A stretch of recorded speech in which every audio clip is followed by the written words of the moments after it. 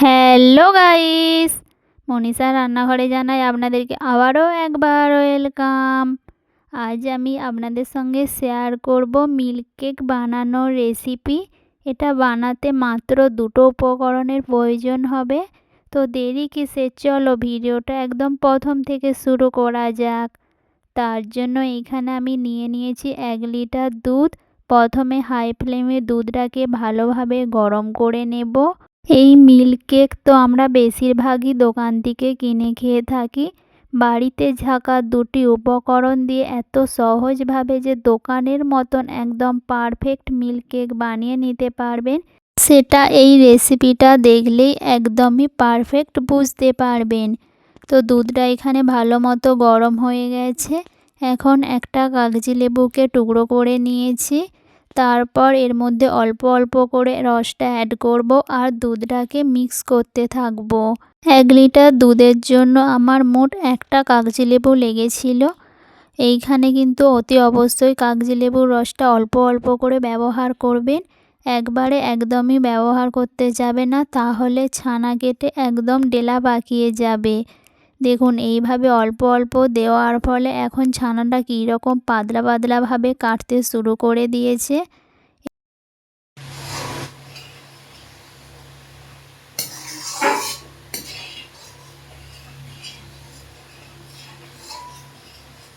অল্প অল্প করে সমস্ত লেবুর রসটাই আমি দুধের মধ্যে অ্যাড করে দিয়েছি।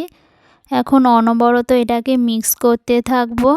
এটা কিছুক্ষণ মিক্স করার পর দেখুন এটা কতটা এখন গাঢ় হয়ে গেছে।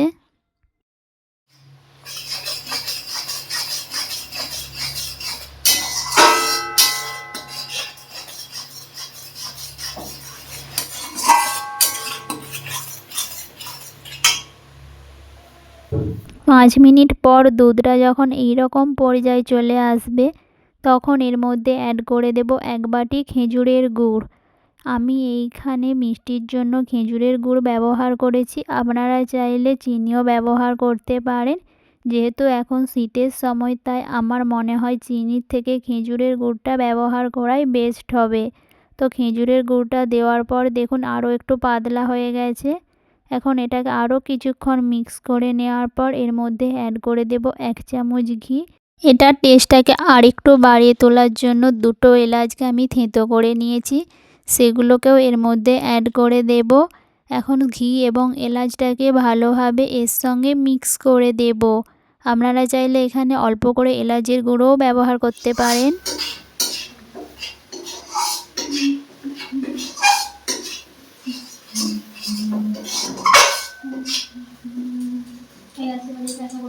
এটাকে সেট করে নেওয়ার জন্য একটা নিয়েছি টিফিন বক্স, আর টিফিন বক্স থেকে যাতে তাড়াতাড়ি এটা বের হয় তার জন্য এর ওপরে অল্প করে ঘি মাখিয়ে দেব।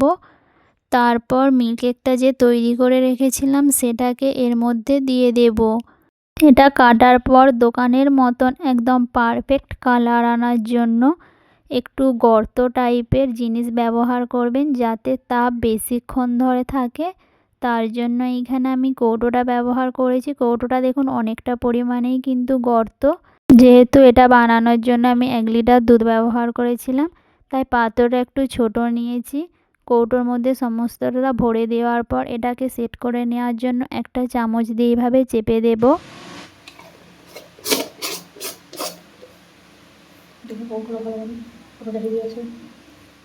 তারপর এটার মুখ বন্ধ করে কম্বলের নিচে চাপা দিয়ে এটাকে 6 থেকে 7 ঘন্টার মতো রেখে দিয়েছিলাম। আর যেহেতু কম্বলের নিচে রেখেছিলাম আর এখন শীতের সময়, তাই বোন কম্বল গায়ে দেওয়ার সময় একদম মুড়ে দিয়েছিল, তাই দেখুন এই রকম আকারে শেপ আসছে। তো যাই হোক, চলো এটাকে একদম পারফেক্ট শেপ দেওয়ার জন্য প্রথমে একটা পাত্রের মধ্যে ঢেলে নেব। তারপর একটা চাকুর সাহায্যে প্রথমে এর সাইডগুলো অল্প করে কেটে নেব। তারপর এটাকে একদম দোকানের মতন পারফেক্ট আকারে শেপ দিয়ে দেব। তো গাইস, দেখে নিলেন তো যে এই রেসিপিটা বানানো কতটা সহজ। তাই এখন বেশি দাম দিয়ে দোকান থেকে না কিনে খুবই অল্প খরচে কিন্তু আপনারাও এইভাবে পারফেক্ট একদম মিল্ক কেক বানিয়ে নিতে পারবেন। তো গাইস, আজকের এই রেসিপিটা কেমন লাগলো অতি অবশ্যই কিন্তু আমাকে একটা কমেন্ট করে জানিও। তো চলো গাইস, রেসিপিটা আজ এইখানেই শেষ করা যাক। আর রেসিপিটা ভালো লাগলে অবশ্যই পরিবারের সঙ্গে শেয়ার করবেন, আর একটা লাইক কমেন্ট করতে ভুলবেন না। দেখা হবে নেক্সট রেসিপি নিয়ে। ততক্ষণে সবাই সুস্থ থাকবেন, ভালো থাকবেন। Tata, bye bye.